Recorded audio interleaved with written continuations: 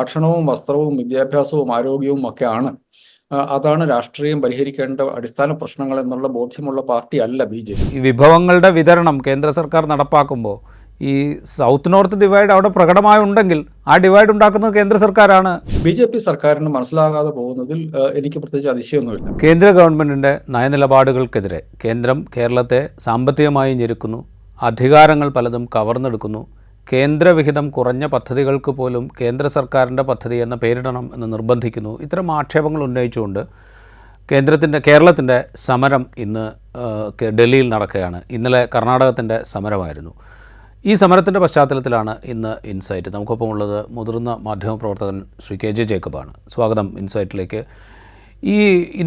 ഇന്നലെ കർണാടകത്തിൻ്റെ സമരം ഡൽഹിയിൽ അരങ്ങേറി. കർണാടകത്തിലെ കോൺഗ്രസ് ഗവൺമെൻറ് മുഴുവൻ ഡൽഹിയിൽ സമരം ചെയ്യുന്ന കാഴ്ച നമ്മൾ കണ്ടു. ഇന്നിപ്പോൾ മുഖ്യമന്ത്രി പിണറായി വിജയൻ്റെ നേതൃത്വത്തിൽ മന്ത്രിസഭയിലെ എല്ലാ അംഗങ്ങൾ, MLA മാർ, MP മാർ, ഇടതുപക്ഷത്തെ MP മാർ എല്ലാവരും പങ്കെടുക്കുന്ന സമരം ഡൽഹിയിൽ നടക്കുന്നു. ഈ സമരത്തെ എതിർക്കുന്നവർ പ്രധാനമായും പറയുന്നത്, അതിപ്പോൾ കേരളത്തിലെ പ്രതിപക്ഷം പറയുന്ന അഴിമതിയും ധൂർത്തും കെടുകാര്യസ്ഥതയുമാണ് ഈ സാമ്പത്തിക പ്രതിസന്ധിക്ക് കാരണം, അതിന് പകരം ഡൽഹി പോയി സമരം ചെയ്തിട്ട് കാര്യമില്ല എന്ന് കേരളത്തിലെ പ്രതിപക്ഷം പറയുന്നു. BJP നേതാക്കൾ പറയുന്നത് ഇത് രാഷ്ട്രീയ പ്രേരിതമാണ് ഈ സമരം എന്നാണ് അവരുടെ നിലപാട്. പൊതുവിൽ ഈ സമരം രാഷ്ട്രീയ പ്രേരിതമാണ് എന്ന ആക്ഷേപം കേൾക്കുകയും ചെയ്യുന്നുണ്ട്. ശരിക്കും ഇത് രാഷ്ട്രീയ പ്രേരിതം തന്നെയല്ലേ? രാഷ്ട്രീയമായി തന്നെയല്ലേ ഈ വിഷയങ്ങളെ നമ്മൾ കൈകാര്യം ചെയ്യേണ്ടത്? ഈ സമരം കൊണ്ട് പ്രത്യേകിച്ച് എന്തെങ്കിലും ഒരു മാറ്റം നരേന്ദ്രമോദി സർക്കാരിൻ്റെ മനോഭാവത്തിൽ ഉണ്ടാകില്ല എന്ന് വ്യക്തമായിരിക്കെ ഇത് രാഷ്ട്രീയ സമരം തന്നെയായി തന്നെ നമ്മൾ കാണണ്ടേ? ഞാനത് രാജീവ് അത് പറഞ്ഞപ്പോൾ ഞാൻ അത് തന്നെയാണ് ചോദിച്ചത്. രാഷ്ട്രീയ പ്രേരിതമായ സമരം തന്നെയാണ്.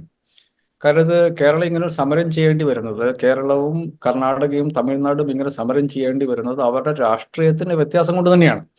ഇപ്പൊ കർണാടക സംബന്ധിച്ചിടത്തോളം ഇന്നലെ നിർമ്മല സീതാരാമൻ പറയുന്നുണ്ടായിരുന്നു, 58,000 കോടി രൂപയാണ് കോൺഗ്രസിന്റെ അവര് മുൻപോട്ട് വെച്ച 5 തെരഞ്ഞെടുപ്പ് വാഗ്ദാനങ്ങൾ നടപ്പാക്കാൻ വേണ്ടി അവർ ചെലവാക്കേണ്ടി ഉണ്ട പണം 58,000 കോടി രൂപയാണ്. ആ പൈസ ഇല്ലാതെ വന്നപ്പോഴാണ് കർണാടക സർക്കാരിന് ചൂട് പിടിച്ചത്. സത്യമാണത്.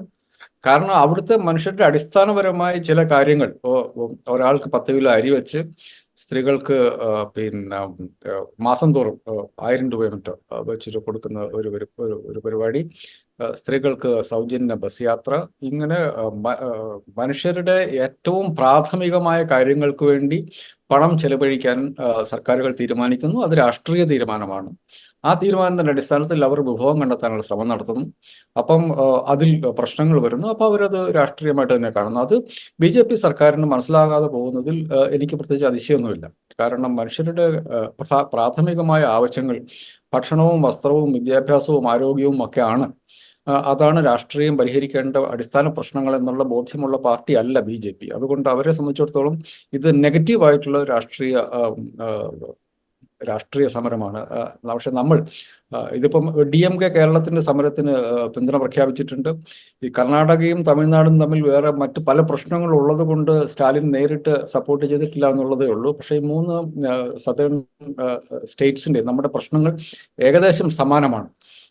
അങ്ങനെ വന്നു കഴിയുമ്പോൾ ഉത്തരേന്ത്യൻ സംസ്ഥാനങ്ങൾക്കില്ലാത്ത കേന്ദ്രത്തിന് ബാധകമല്ലാത്ത ചില നിയമങ്ങൾ സംസ്ഥാനങ്ങളുടെ കാര്യം വരുമ്പോൾ ഭയങ്കര കണിശമായിട്ട് നടപ്പാക്കുമ്പോൾ ഉണ്ടാകുന്ന പ്രശ്നം, അത് രാഷ്ട്രീയത്തിന്റെ തന്നെ പ്രശ്നമാണ്.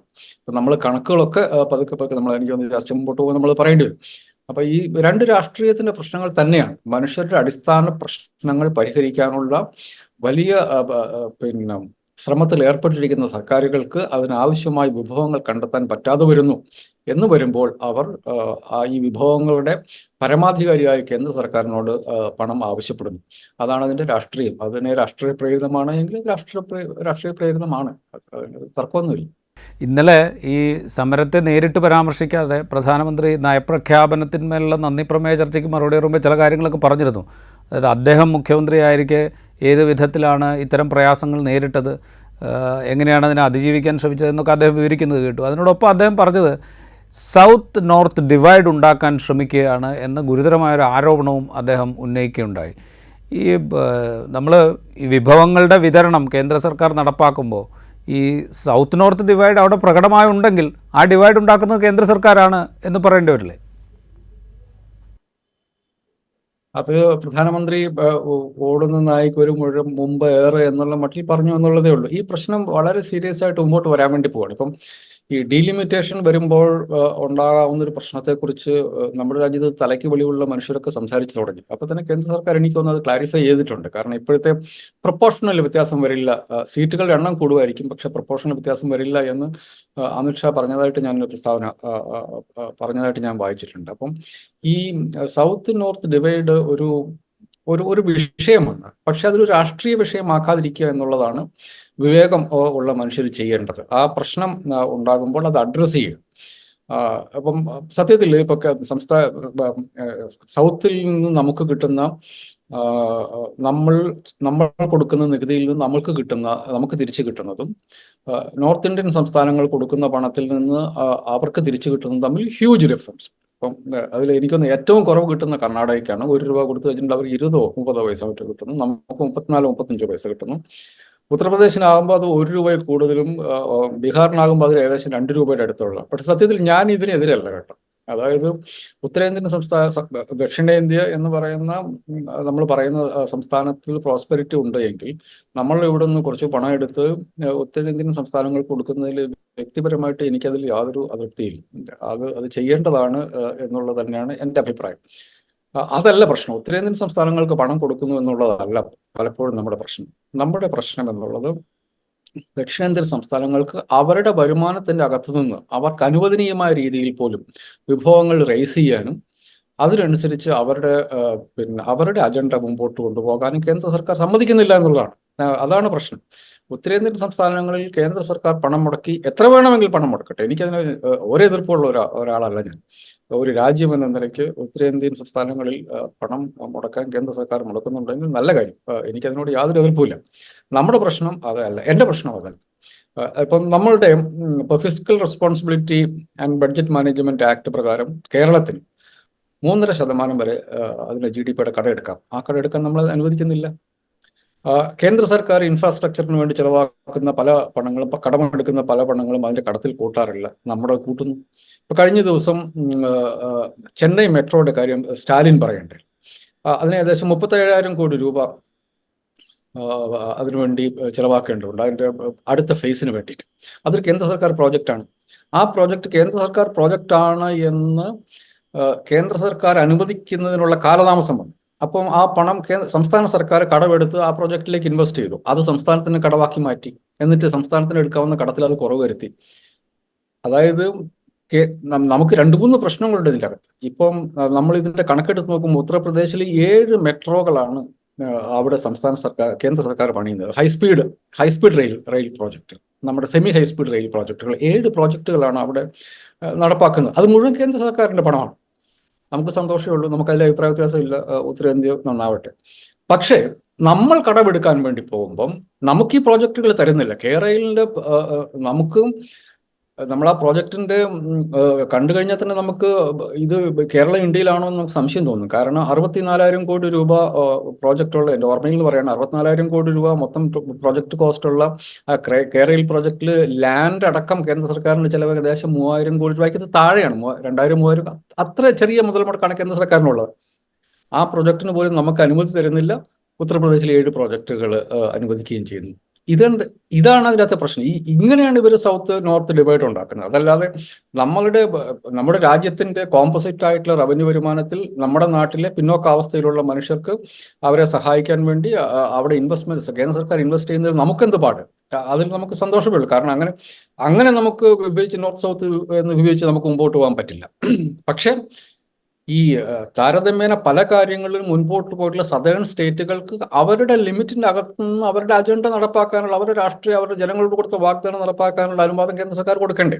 അവിടെയാണ് നമ്മളുടെ പ്രശ്നം. ഇതിൻ്റെ അകത്ത് വേറൊരു കാര്യം ഞാൻ പലപ്പോഴും ശ്രദ്ധിച്ചിട്ടുള്ള ഒരു കാര്യം, കേരളത്തിലെ പ്രതിപക്ഷവും BJP-യും പറഞ്ഞു നടക്കുന്നത് ആ സർട്ടിഫിക്കറ്റ് കൊടുത്തില്ല, ഈ സർട്ടിഫിക്കറ്റ് കൊടുത്തില്ല, അതുകൊണ്ട് പണം തടഞ്ഞു വെച്ചു.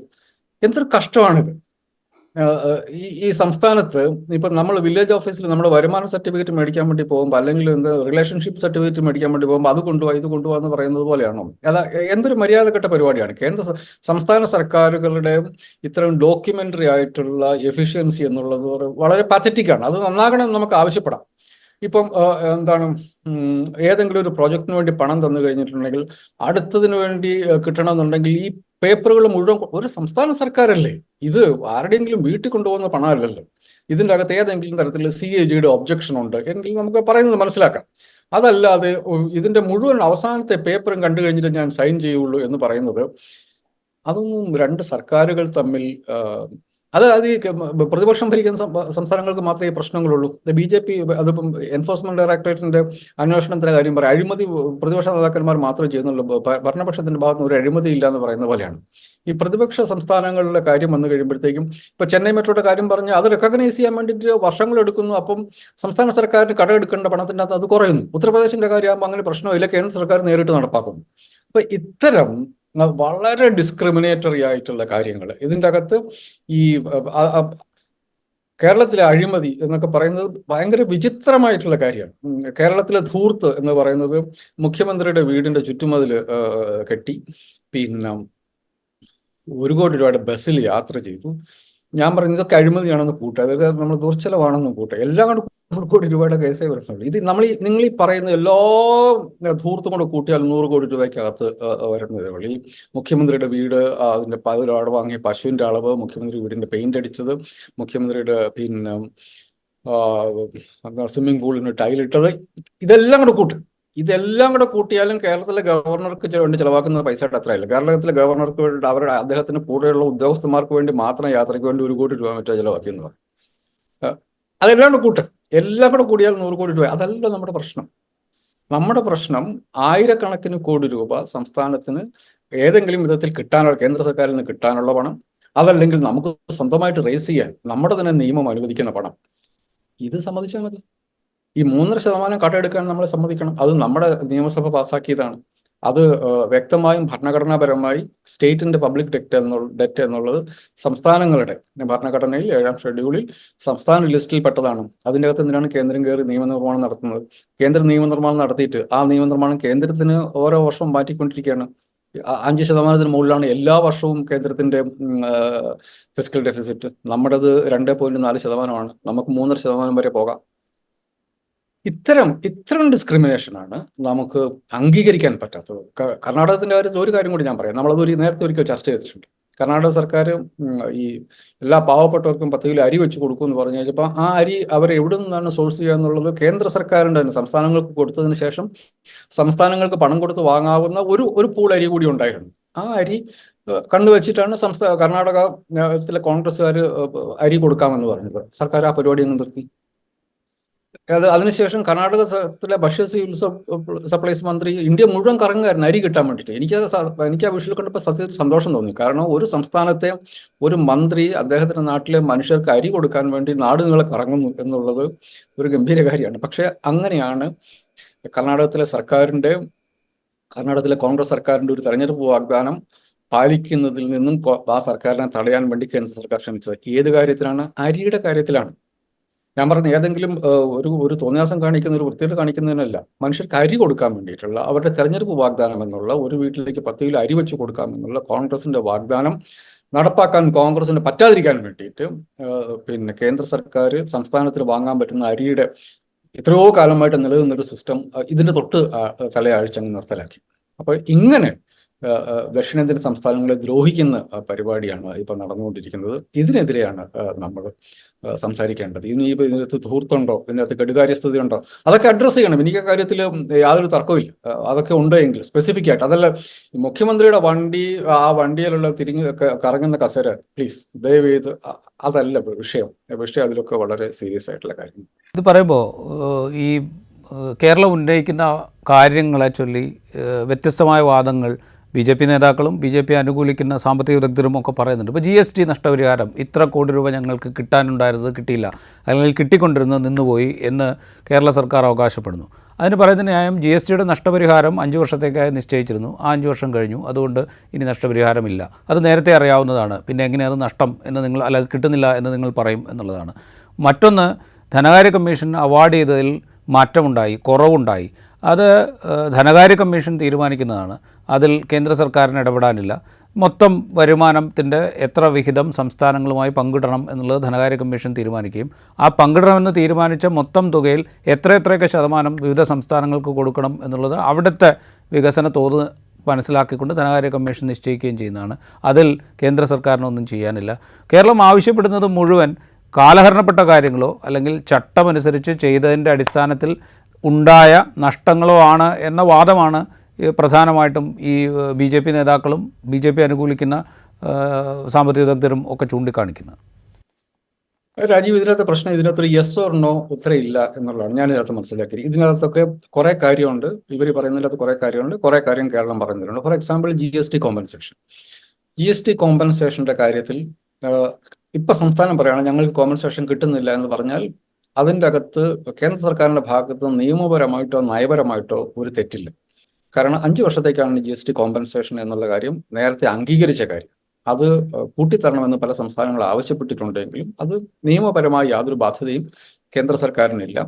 ഞാൻ മനസ്സിലാക്കുന്നിടത്തോളം GST വകുപ്പിനെ പുനഃസംഘടിപ്പിച്ച് കേരളത്തിൽ അത് ആ 5 വർഷത്തെ വിൻഡോസിനിടയിൽ ചെയ്യുന്ന കാര്യത്തിൽ കേരളം കാണിക്കേണ്ട ജാഗ്രത കാണിച്ചിട്ടില്ല എന്നുള്ളതാണ് ഞാൻ മനസ്സിലാക്കുന്നത്. ഇപ്പോഴാണ് ഇപ്പം നമ്മൾ കഴിഞ്ഞ വർഷം നോക്കൂ, 58,000 രൂപ 2021-22 ഉണ്ടായിരുന്ന നമ്മുടെ തനത് വരുമാനം 2022-23 ആയപ്പോഴത്തേക്കും 72,000 കോടിയായി. ഏകദേശം 22,000 കോടി രൂപയുടെ വരവ്. കേരളം പോലെ ഒരു ചെറിയ സംസ്ഥാനത്ത് നികുതി വരുമാനം കൂടിയിട്ടുണ്ട്. അത് ഈ GST വകുപ്പ് സജീവമായി വരുന്നു എന്നുള്ളതിൻ്റെതാണ്. പക്ഷെ നമ്മൾ അതല്ല GSTയുടെ പ്രശ്നം നമ്മൾ കാണേണ്ടത്. അവിടെയും ഈ ശത്രുതാ മനോഭാവത്തോട് കണ്ടു കഴിഞ്ഞാൽ ഈ ആർഗ്യുമെന്റുകൾ അങ്ങനെയല്ല മനുഷ്യർ ഒരു ജനാധിപത്യത്തിൽ കാര്യങ്ങൾ കൊണ്ടു നടക്കുന്നത്. GST എന്ന് പറയുന്നത് നമ്മുടെ നാട്ടിലെ അന്ന് വരെ ടാക്സ് എന്നുള്ളത്, വിൽപ്പന നികുതി എന്ന് പറയുന്നത് പൂർണ്ണമായിട്ടും സംസ്ഥാന സബ്ജക്റ്റായിരുന്നു. നമ്മുടെ ഭരണഘടന അനുസരിച്ച് അതിൻ്റെ അകത്ത് ഒരു മാറ്റം വരുത്തി നമ്മളൊരു ആധുനിക ഒരു നികുതി ഘടനയിലേക്ക് മാറുകയാണ് GST വരുമ്പം ചെയ്തത്. അപ്പോൾ അതിൻ്റെ ഭാഗമായിട്ട് വരുന്നത് ഇതിൻ്റെ പ്രധാന പൂളിങ് വരുന്നത് സെൻട്രൽ ഗവൺമെൻറ്റിൻ്റെ കയ്യിലേക്കാണ് വരുന്നത്. പിന്നെ GST കൗൺസിലിൽ കേന്ദ്ര സർക്കാരിന് വലിയ വെയിറ്റേജ്. സംസ്ഥാനങ്ങൾ പലപ്പോഴും അവരുടെ എല്ലാം ചിതറിക്കിടക്കുന്നത് കൊണ്ടും കേന്ദ്ര സർക്കാരിൻ്റെ ഒപ്പം നിൽക്കുന്ന സംസ്ഥാനങ്ങൾ കൂടുതലുള്ളത് കൊണ്ടും പലപ്പോഴും കേന്ദ്ര ഭരണകക്ഷിക്കും കേന്ദ്ര സർക്കാരിനും അതിൻ്റെ അത് വലിയ സേ ഉണ്ട്. അതൊരു ഡെമോക്രാറ്റിക് പ്രോസസ്സാണ്. നമ്മൾ അതിനോട് എതിർപ്പ് പറഞ്ഞിട്ട് കാര്യമില്ല. അതൊരു ലെജിറ്റിമേറ്റ് ആയിട്ടുള്ളൊരു പ്രോസസ്സാണ്. അവിടെയൊക്കെ നമ്മൾ കാണേണ്ടത് വലിയ തോതിൽ പണം GST വഴി കേന്ദ്ര സർക്കാരിലേക്ക് വരികയും കേന്ദ്ര സർക്കാർ ഈ പണം മുഴുവൻ പൂള് ചെയ്യുകയും എന്നിട്ട് അവിടെ നിന്ന് സംസ്ഥാനങ്ങൾക്ക് ഈ പണം നീതിയുക്തമായിട്ട് വിഭജിക്കുകയും ചെയ്യുക എന്നുള്ളതാണ് അതിൻ്റെ പ്രിൻസിപ്പൾ. ആ കാര്യത്തിലാണ് പലപ്പോഴും രണ്ട് കാര്യത്തിൽ കേന്ദ്ര സർക്കാർ വരുത്തുന്ന മര്യാദകേടിനെ കുറിച്ചാണ് ആൾക്കാർ കംപ്ലൈൻറ്റ് ചെയ്യുന്നത്. ഒന്ന്, നേരത്തെ ഈ കേന്ദ്ര സർക്കാരിന് കിട്ടുന്ന മൊത്തം നികുതിയിൽ 42% ഇന്ത്യയിലെ സംസ്ഥാനങ്ങൾക്ക് വിഭജിച്ച് കൊടുത്തിരുന്നത് ഇപ്പോൾ അത് 32% മാറ്റി. ഒന്നത്. രണ്ടാമത്തേത്, ഈ സംസ്ഥാനങ്ങൾക്ക് വിഭജിക്കേണ്ടതില്ലാത്ത സെസ്സുകളും സർചാർജുകളും അത് നേരത്തെ കേന്ദ്ര സർക്കാരിൻ്റെ വരുമാനത്തിൻ്റെ 5% ഇപ്പോൾ ഏകദേശം 20% ആയിട്ടുണ്ട്. എന്ന് വെച്ചാൽ കേന്ദ്ര സർക്കാർ സംസ്ഥാനങ്ങൾക്ക് വിഭജിക്കേണ്ടാത്ത വിധത്തിൽ വലിയ തോതിൽ പണം നാട്ടുകാരുടെ അടുത്ത് നിന്ന് പിരിക്കുന്നു എന്നുള്ളതാണ്. അപ്പോൾ ഇതിൻ്റെ അകത്ത് കേന്ദ്ര സർക്കാർ എന്നിട്ട് ഈ പണം ഏതെങ്കിലും വിധത്തിൽ സംസ്ഥാന സർക്കാരുകൾക്ക് കൊടുത്ത് അതിൻ്റെ മുഴുവൻ നോംസ് നിശ്ചയിക്കുന്നത്. അപ്പോൾ കേന്ദ്ര സർക്കാർ പദ്ധതികൾ നിശ്ചയിക്കുമ്പോൾ അതിൻ്റെ നോംസ് നിശ്ചയിക്കുന്നത് കേന്ദ്ര സർക്കാരിൻ്റെ ഇഷ്ടത്തിനനുസരിച്ചാണ്. ഇപ്പോൾ കഴിഞ്ഞ ദിവസം ഞാൻ അത് എവിടെയോ വായിച്ചു. അതായത് വിദ്യാഭ്യാസത്തിന് വേണ്ടി അടിസ്ഥാന സൗകര്യം വികസിപ്പിക്കാൻ വേണ്ടി പണം മുടക്കാൻ വേണ്ടി കേന്ദ്ര സർക്കാർ ഒരു പ്രോജക്റ്റ് പ്രഖ്യാപിച്ചാൽ ഇപ്പം പ്രൈമറി സ്കൂളുകൾ ഉണ്ടാക്കാൻ വേണ്ടിയിട്ട് കേന്ദ്ര സർക്കാർ ഈക്വൽ ഷെയർ വെച്ച് 10,000 കോടി രൂപ കൊടുക്കുന്നു കുട്ടിക്കും. കേരളത്തിന് അത് ആ പൈസ ആവശ്യമില്ല. അപ്പോൾ കേന്ദ്ര സർക്കാർ പറയുകയാണ് സംസ്ഥാനങ്ങൾ 1,000 കോടി രൂപ കേന്ദ്രം തരും, 1,000 കോടി രൂപ സംസ്ഥാനങ്ങളും മുടക്കും എന്ന് പറഞ്ഞാൽ കേരളത്തിന് അതിൻ്റെ ആവശ്യമില്ല. പ്രൈമറി സ്കൂൾ ഉണ്ടാക്കാൻ വേണ്ടി നമുക്കൊരു 1,000 കോടി രൂപ, നമുക്ക് 2,000 കോടി രൂപ കിട്ടും. പക്ഷെ നമുക്ക് ആ 2,000 കോടി രൂപ കൊടുത്ത് നമുക്ക് പ്രൈമറി സ്കൂൾ ഉണ്ടാക്കേണ്ട ആവശ്യമില്ല. പക്ഷേ ഉത്തർപ്രദേശിന് അതിൻ്റെ ആവശ്യമുണ്ട്.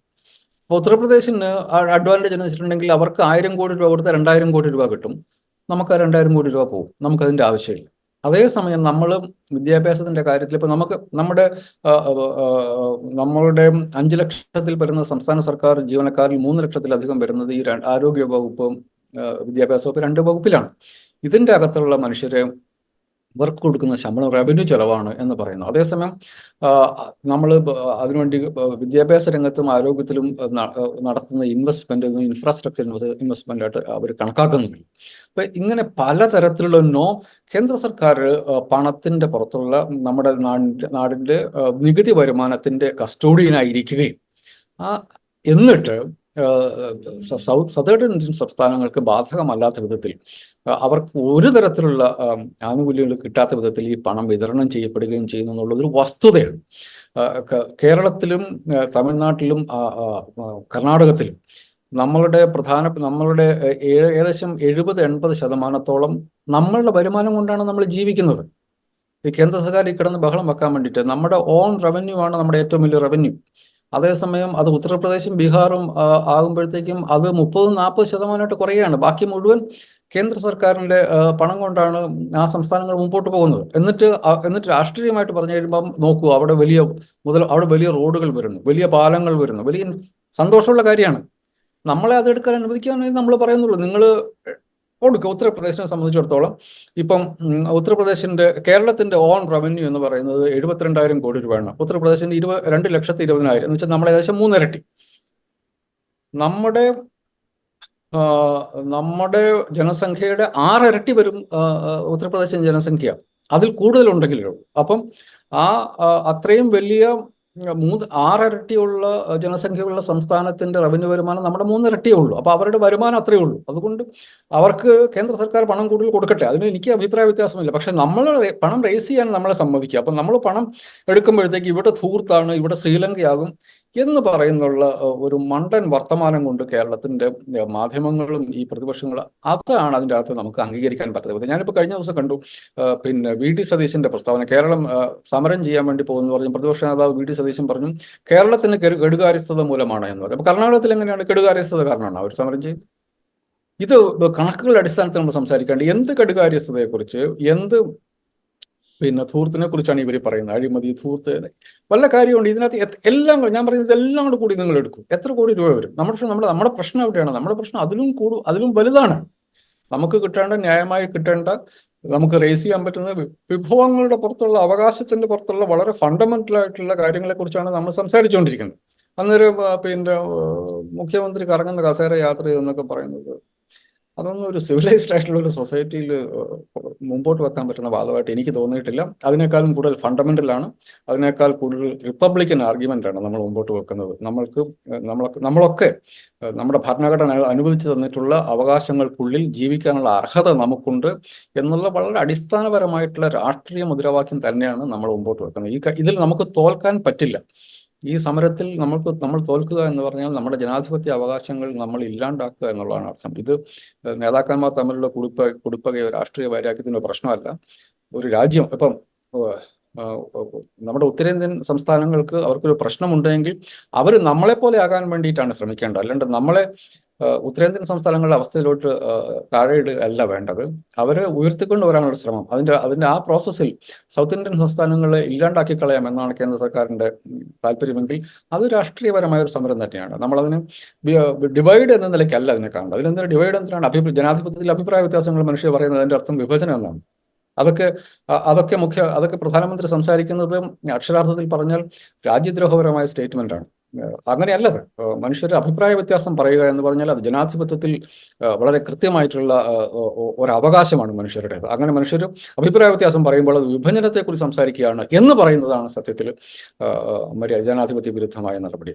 ഇത്തരം കാര്യങ്ങളെ ജനാധിപത്യത്തിന്റെ സ്പിരിറ്റിൽ കൈകാര്യം ചെയ്യുകയാണ് വേണ്ടത്. ആരെങ്കിലും ഒരാൾ അനീതിയെക്കുറിച്ച് പറഞ്ഞു കഴിയുമ്പോൾ അതിനെയൊക്കെ തീവ്രവാദമാണെന്നും വിഭജനമാണെന്നും പറഞ്ഞിട്ട് ചാപ്പ കുത്തുക എന്നുള്ളത് വളരെ ടിപ്പിക്കലായിട്ടുള്ള ഒരു ഫാഷിസ്റ്റ് തന്ത്രമാണ്.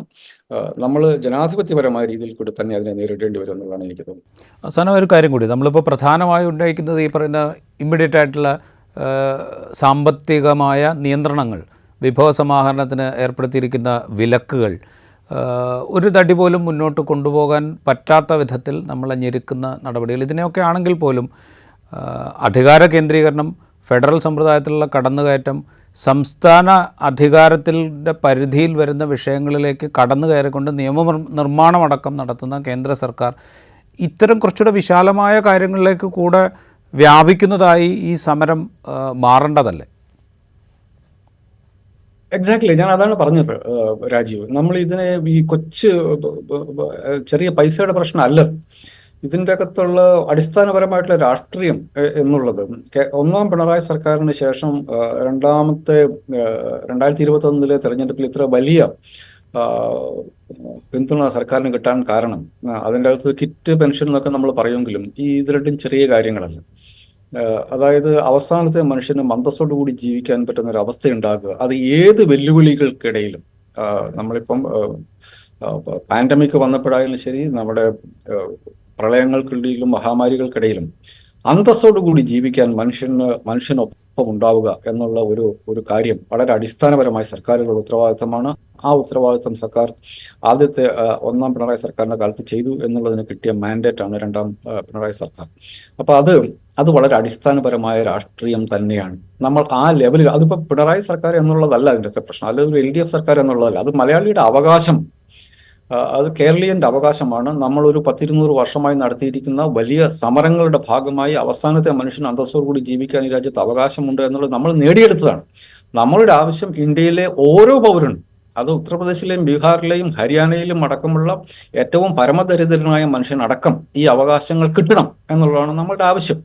നമ്മളിൽ നിന്ന് അവർ പഠിക്കണം എന്നുള്ളതാണ് നമ്മുടെ ആവശ്യം. അതല്ലാതെ നമുക്ക് 1 രൂപ ഇവിടുന്ന് എടുത്തുകൊണ്ട് അവിടെ കൊടുക്കുന്നതിൽ നമുക്ക് തെറ്റുണ്ട് എന്നുള്ളതല്ല. നമ്മൾ ജീവിക്കാൻ ഇത്തരം ഈ ഒന്നാം പിണറായി സർക്കാരിന്റെ സമയത്ത് ഇത്തരം കാര്യങ്ങൾ ഉറപ്പുവരുത്താൻ ഒരു ഫണ്ട് ഫ്ലോ അന്നത്തെ സർക്കാരിന് ഉറപ്പുവരുത്താൻ പറ്റിയിരുന്നു. അത് ഉണ്ടാകുന്നില്ല എന്ന് കേന്ദ്ര സർക്കാർ ഇപ്പോൾ ഉറപ്പുവരുത്താണ്.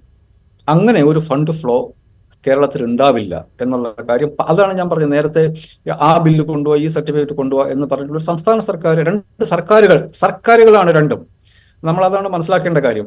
ഇത് സംസ്ഥാനത്തിന്റെ മേലധികാരി അല്ല കേന്ദ്രം, മുഖ്യമന്ത്രിയുടെ ഹെഡ് മാസ്റ്റർ അല്ല പ്രധാനമന്ത്രി. നമ്മുടെ ഭരണഘടനയുടെ article 1, India that is Bharat shall be union of States, അതിൻ്റെ അകത്ത് നമ്മൾക്ക് ഭരിക്കാൻ വേണ്ടിയിട്ട് നമ്മൾ സംസ്ഥാന സർക്കാരുകൾക്ക് അവകാശം കൊടുത്തിട്ടുണ്ട്, കേന്ദ്ര സർക്കാരുകൾക്ക് അവകാശം കൊടുത്തിട്ടുണ്ട്. ഇതിൻ്റെ അകത്ത് അവർക്ക് എക്സ്ക്ലൂസീവായിട്ട് നിയമനിർമ്മാണത്തിനുള്ള അധികാരങ്ങളുള്ള ഏരിയകളുണ്ട്. ഇതിനെക്കുറിച്ചൊക്കെ ഭരണഘടന കൃത്യമായിട്ട് പറഞ്ഞിട്ടുണ്ട്. അതുകൊണ്ട് ആരുടെയെങ്കിലും മുകളിലുള്ളോ എന്നുള്ളതല്ല, ഭരണഘടനാപരമായി നമ്മുടെ നാട്ടിലെ പൗരന്മാർക്ക് ലഭ്യമായിട്ടുള്ള അവകാശങ്ങൾ, അതനുസരിച്ച് ജീവിക്കാനുള്ള അവകാശം, ഇത് ഉറപ്പുവരുത്താനുള്ള വലിയ സമരമാണിത്. അതുകൊണ്ട് ഇതൊരു ചെറിയ സമരമല്ല. ഇതിനെ അങ്ങനെ രാഷ്ട്രീയമായിട്ടല്ല കാണേണ്ടത്. ഇതിൽ നോർത്ത് സൗത്ത് ഡിവൈഡറിന്റെ പ്രശ്നം ഉദിക്കുന്നില്ല. അതിനകത്ത് അത് ഉണ്ടാക്കുന്നുണ്ടോ എങ്കിൽ അത് കേന്ദ്ര സർക്കാർ ഉണ്ടാക്കുന്നതാണ്. അപ്പൊ അത് സംസ്ഥാനങ്ങൾക്കെതിരെ, സദേൺ ഇന്ത്യൻ സംസ്ഥാനങ്ങൾക്കെതിരെ അവരുടേതായ വിഭവങ്ങൾ വികസിപ്പിച്ചുകൊണ്ട് അവർ മുമ്പോട്ട് പോകുമ്പോൾ അതിനെ തടയിടുക എന്നുള്ള കേന്ദ്ര സർക്കാരിന്റെ ശ്രമം, അതാണ് നമ്മൾ കാണേണ്ടത്. അപ്പൊ ആരാണ് വിഭജിക്കാൻ ശ്രമിക്കുന്നത് എന്നുള്ളത് ആ കാര്യത്തിൽ വളരെ കൃത്യമാണ്. കേരളത്തിലെ ഏതെങ്കിലും ഒരാൾ ഉത്തരേന്ത്യയിൽ പണം മുടക്കുന്നതിനെതിരെ ശബ്ദിച്ചതായിട്ട് ഞാൻ കേട്ടിട്ടില്ല. നമ്മളുടെ ആവശ്യം എന്താണ്? നമ്മൾക്ക് വിഭവങ്ങൾ റേസ് ചെയ്യാനുള്ള അവകാശം കിട്ടണം. നമ്മൾ GST എന്ന് പറഞ്ഞ് നമ്മുടെ സംസ്ഥാനങ്ങളുടെ അവകാശം ഒരു GST കൗൺസിലിലേക്ക് മാറ്റുകയും ആ GST കൗൺസിലുള്ള ഭൂരിപക്ഷം വെച്ചിട്ട് കേന്ദ്ര സർക്കാരിന് പുറകിലുള്ള ഭരണകക്ഷി അവരുടെ അജണ്ട നടപ്പാക്കുകയും ചെയ്യുന്നത് ജനാധിപത്യ വിരുദ്ധമാണ്. ഇത്തരം ലാർജർ പെർസ്പെക്റ്റീവിൽ, ഒരു ലാർജർ ക്യാൻവാസിൽ ഈ കാര്യങ്ങളെ കാണാനുള്ള ഉത്തരവാദിത്വം എല്ലാ മനുഷ്യർക്കും ഉണ്ട്. ഇതിൻ്റെ അകത്ത് സംസ്ഥാന സർക്കാരിന്റെ ഭാഗത്ത് നിന്ന് പിടിപ്പുകേടുകൾ ഉണ്ടെങ്കിൽ അത് കൃത്യമായിട്ട് എണ്ണി പറയാവുന്നതാണ്. ഈ പറയുന്ന പോലെ യൂട്ടിലൈസേഷൻ സർട്ടിഫിക്കറ്റ് കേന്ദ്ര സർക്കാർ ഇങ്ങനെ എല്ലാത്തിൻ്റെയും പുറത്ത് ഇൻസിസ്റ്റ് ചെയ്യുന്നുണ്ടെന്ന് കാണുമ്പോൾ അത് കൃത്യമായി കൊടുക്കാനുള്ള ഉത്തരവാദിത്വം സംസ്ഥാന സർക്കാരിനുണ്ട്. അതില്ലാത്ത വീഴ്ച വന്നിട്ടുണ്ടെങ്കിൽ അത് പരിഹരിക്കേണ്ടതുണ്ട്.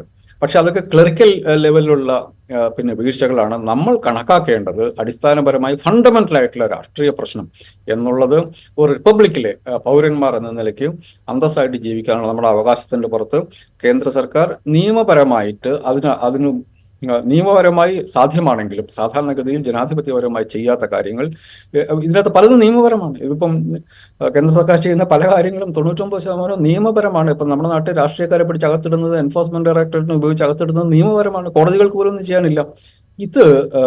ഇത് നമ്മുടെ ജനാധിപത്യത്തെ ഒട്ടും ശക്തിപ്പെടുത്തുന്ന ഒരു കാര്യമല്ല. നമ്മളൊരു ലാർജർ പെർസ്പെക്റ്റീവിൽ ഇതിനെ കാണേണ്ടതുണ്ട് എന്ന് തന്നെയാണ് എൻ്റെ അഭിപ്രായം. റൈറ്റ്. വളരെയധികം നന്ദി ശ്രീ KJ ജേക്കബ്. ഡൽഹിയിൽ നടക്കുന്ന സമരം തീർച്ചയായും അത് രാഷ്ട്രീയ പ്രേരിതം തന്നെയാണ്. ഏത് രാഷ്ട്രീയത്തിൻ്റെ ഭാഗത്തു നിന്നുകൊണ്ട് നിങ്ങൾ ആ സമരത്തെ കാണുന്നു, ഏത് അവകാശങ്ങളുടെ ഭാഗത്തു നിന്നുകൊണ്ട് നിങ്ങൾ ആ സമരത്തെ കാണുന്നു എന്നുള്ളതാണ് ആ രാഷ്ട്രീയത്തെ നിർണ്ണയിക്കുക എന്നുള്ളതാണ് പ്രധാനപ്പെട്ട കാര്യം. ഇൻസൈറ്റിൻ്റെ ഈ എപ്പിസോഡിലൂടെ പൂർണ്ണമാകുന്നു. മറ്റെപ്പിസോഡുമായി വീണ്ടും കാണാം.